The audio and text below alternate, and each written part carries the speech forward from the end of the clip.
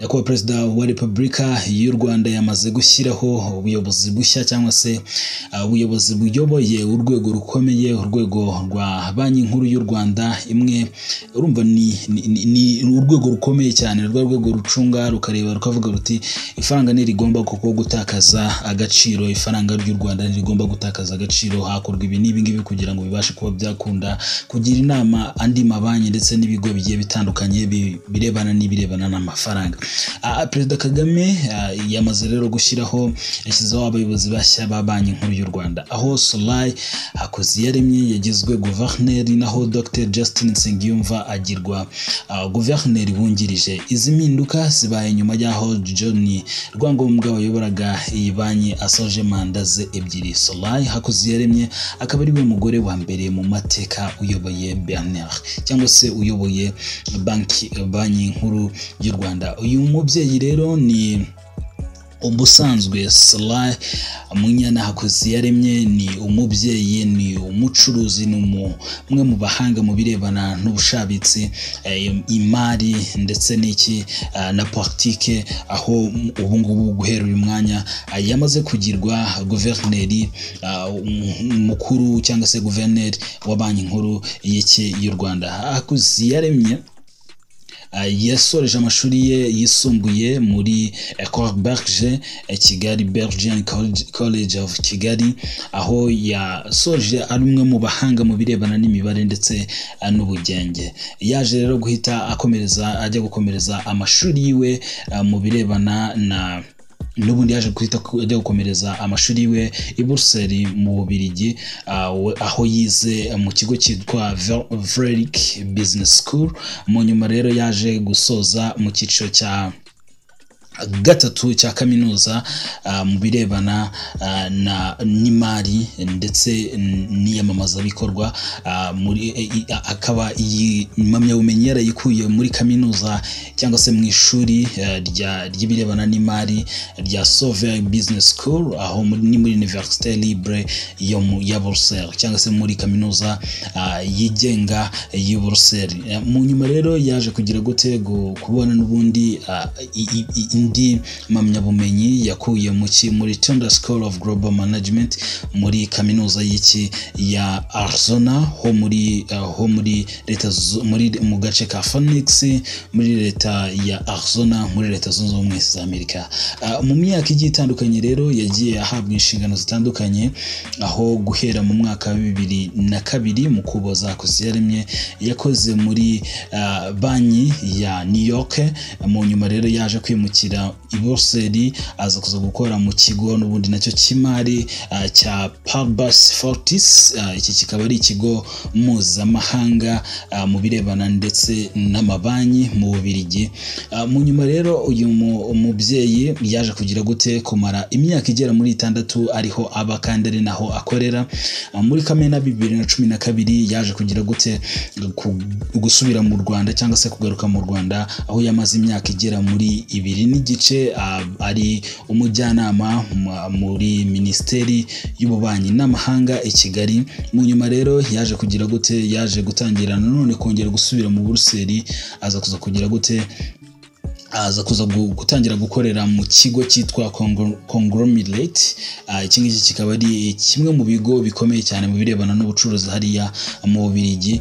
Yaje kugira gute rero nyuma yaje kugirwa na vice president w'iki kigo cy'imari, ndetse aza no kugira gute mu nyuma yaje kugira gute kugirwa vice president w'iki kigo cy'imari, ariko noneho mu nyuma nawe agirwa vice president w'ikigo cy'imari ndetse n'iyamamazabikorwa kibarizwa muri murwa mukuru w'Ubwongereza. Ku itariki ya 18 rero Ukwakira 2018 niho yaje kugirwa minisitiri muri Minisiteri y'Ubucuruzi n'Inganda. Uyu akaba asimbuye Rwangombwa wari umaze igihe kirekire ayoboye Banki Nkuru y'u Rwanda, aho Rwangombwa ari umwe mu bahanga mu birebana n'ibaruramari ndetse n'ibirebana n'amabanki. uyu mugabo akaba yaramaze igihe kirekire rwose ayoboye banki nkuru y'u Rwanda, aho yagiye kuri uyu mwanya guhera ku itariki ya 25 Gashyantare 2013. Rwangombwa rero cyangwa se John Rwangombwa wamaze kuba asoza imirimo yiwe, manda ziwe zigera muri 2. uyu mugabo Rwangombwa yize muri kaminuza ya Makerere muri Kampala muri Uganda, aza kuza kugira gute gusoreza amasomo yiwe mu birebana n'ubucuruzi nanone ndetse n'ibarushamari. Afite impamyabumenyi y'ikiciro cya 3 cya kaminuza mu birebana n'imiyoborere y'ibigo by'imari, ndetse kandi akaba yaragiye afata n'andi masomo mu birebana n'ibarushamari nko mu ishuri rya Maastricht aho muri Netherlands. Rwangombwa rero yayoboye ibigo bigiye bitandukanye, aho Rwangombwa yatangiye ayobora ari umwe mu bayobozi bakomeye ba Rwanda Revenue Authority. uyu mwanya akaba yarabayeho hagati y'1998 ndetse no kugera mu mwaka wa 2000. mu nyuma yaje kugira gute kuba yaje kwitangira gukorera muri Minisiteri y'Imari n'Ubukungu muri 2002, aho yari umwe mu bayobozi bakomeye muri iki kigo. muri 2005 rero yaje kugira gute kugirwa umujyanama cyangwa se umujyanama mukuru muri minisiteri, muri iyi minisiteri n'ubundi y'imari ndetse n'ubukungu. mu nyuma rero yaje guhabwa izindi nshingano, agirwa umuyobozi mukuru cyangwa se umunyamabanga mukuru w'ibirebana n'imari. mu nyuma rero muri 2009 yagizwe minisitiri w'imari n'ubukungu guhera ku itariki ya 25 nk'uko twabivuze. Rwangombwa akaba aribwo yagizwe guverineri mukuru wa banki n'ubundi nkuru y'u Rwanda, aho yagiye akora amavugurura agiye atandukanye mu birebana no gucungana no kuba ifaranga ry'u Rwanda ritakaza agaciro, birumvikana gushyiraho politike zigiye zitandukanye. ni umwanya rero yongerewe, ni ukuvuga ngo yari amaze manda zigera muri 2. manda ye yatangiye muri 2013, yongera kugira gute yongera nanone kugira gute yongera guhabwa indi manda y'imyaka igera muri 6 mu mwaka wa 2019. bakaba aribwo yarashyize akadomo ku nshingano ziwe. uyu mugabo rero ari numwe mu bagize gute numwe mu bagize inama ngishwanama, ni akanama ngishwanama ka nyakubahwa Perezida wa Repubulika, ndetse akaba numwe kandi mu bagize akanama n'umundi komisiyo mpuzamahanga ya World Economic Forum, ndetse kandi akaba umwe mu bantu bagize board y'abaguverineri. birumvikana ni board y'abaguverineri ku isi ya International Monetary Fund ndetse na East African Development Bank member guhera muri 2008 kugera muri 2013. so rero twe tuvuze tutireka dusimbuka gatoya tubagezeho ibigwi ndetse n'ibigenda bigaruka bivuga kuri Solai Munyana Hakuziyaremye ugizwe guverineri mushya wa banki nkuru y'u Rwanda, ndetse tunagaruka gatoya kuri ayo guverineri wari umaze imyaka myinshi ayoboye banki nkuru y'u Rwanda, aho yagiye akora amavugurura agiye atandukanye, ndetse imirimo yiwe ikaba yaragiye igaragaza nyine mu by'ukuri urumva nimba amafaranga acunzwe neza cyangwa se ibintu birimo bigenda neza, biba ari ibintu bimeze neza cyane.